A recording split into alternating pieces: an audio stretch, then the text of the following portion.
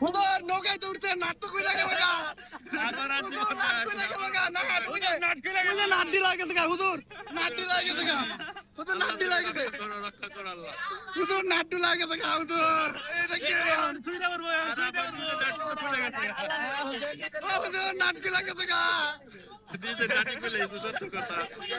ওই যে নাট খুলে ওই যে পুরো খুলে বলো হুদুর এইটাই এবার বলবো এবার বলো